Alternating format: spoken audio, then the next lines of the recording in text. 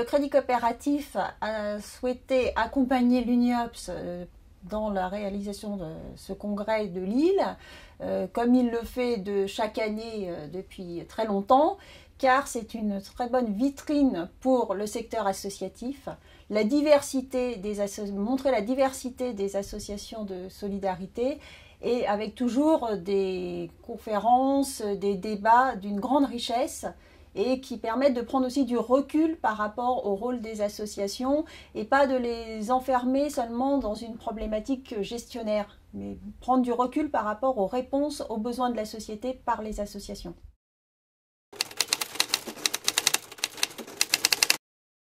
Le partenariat prend plusieurs formes. Déjà, une présence du Crédit Coopératif sur un large stand qui pourra accueillir les associations pour continuer les échanges sur des thématiques proches des thématiques du Crédit Coopératif, qui sont bien sûr des thématiques quand même essentiellement financières, économiques, bancaires.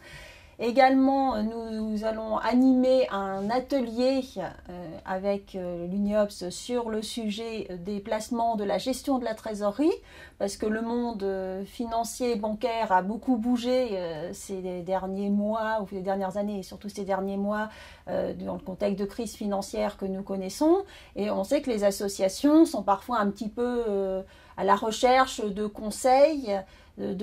vraiment qui tiennent compte aussi de leurs spécificités, parce que les associations de solidarité gérant pour une bonne part des fonds publics ont des contraintes spécifiques, et il faut qu'elles aient un partenaire bancaire en capacité de tenir compte de leurs propres besoins, leurs propres spécificités en matière de gestion pour leur apporter les meilleures réponses sur les besoins. Enfin, le partenariat entre l'UNIOPS et le Crédit Coopératif prend la forme de soutien du Crédit Coopératif pour un film, le film fait par l'UNIOPS sur les associations de solidarité, pour là aussi montrer vraiment notre volonté de faire rayonner le secteur associatif et d'accompagner ce plaidoyer en faveur des associations de solidarité et en quoi elles font société.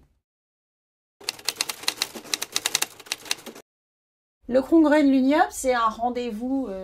qui a lieu tous les 3 ans, un rendez-vous institutionnel, et c'est pour moi un rendez-vous assez différent de ce que l'on peut voir dans les autres rendez-vous associatifs, car ça permet de prendre vraiment du recul sur le rôle des associations, leur intégration dans la société, leur rôle dans la société, et vraiment le panorama des sujets traités est très vaste. Et je trouve que ce qui est intéressant, c'est qu'on sort des strictes questions de gestion, de budget, pour vraiment se poser des questions beaucoup plus larges sur quel rôle pour les associations, comment remplir ce rôle, et avec une vision aussi prospective, qui manque parfois parce que les associations sont prises dans les contraintes d'annuité budgétaire. Là, on est vraiment dans du prospectif, comment les associations accompagnent les évolutions de société et feront contribueront à faire la société de demain. Il faut que le congrès de l'UNIOPS soit l'occasion aussi pour les associations de se réinterroger complètement sur le projet associatif. Et ce projet associatif ne doit pas être uniquement la réalisation d'une mission de service public, répondre à une commande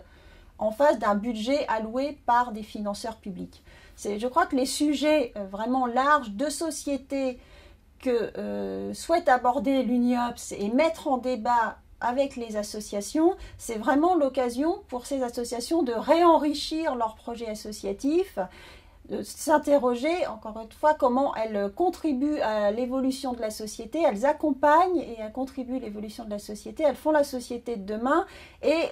essayer de pousser un petit peu le carcan de contraintes financières pour... et ça contribue aussi, ça, à enrichir le recrutement de bénévoles, d'administrateurs, tout ça, ça donne une respiration, je pense, au secteur associatif. Et vraiment, le congrès de l'UNIOPS se caractérise par ça, par rapport à d'autres événements qui peuvent se tenir. Le moment du congrès, les 3 jours à Lille, pour moi, seront vraiment quelque chose d'important pour les associations parce que la société évolue très très vite, les besoins changent très vite, sont croissants et en même temps, j'y reviens, on a toujours ce paradoxe de dire besoins croissants, finances de plus en plus contraintes. Et parfois, ça peut entraîner les associations dans une vision un petit peu court terme, de vraiment regarder les questions budgétaires, financières, et de manquer de recul pour voir comment évolue cette société. Parce que les besoins, oui, de réponse au chômage, répondre aux besoins, au vieillissement de la population, répondre à différentes exclusions, c'est très compliqué, c'est difficile, et il faut que les associations aient des lieux comme ça d'échange très ouverts, avec des sujets mis en débat très très larges, qui aussi dépassent les frontières entre les associations qui s'occupent des personnes âgées, qui s'occupent des personnes handicapées, qui s'occupent des malades, qui s'occupent des personnes exclues. Là, on a des sujets transversaux qui permettent aussi, là, qui contribuent à créer du lien social parce que les personnes ne peuvent jamais être mises dans des cases. Donc, ces sujets larges qui permettent aux associations de discuter entre elles, plus largement qu'au sein de leur fédération, c'est très important.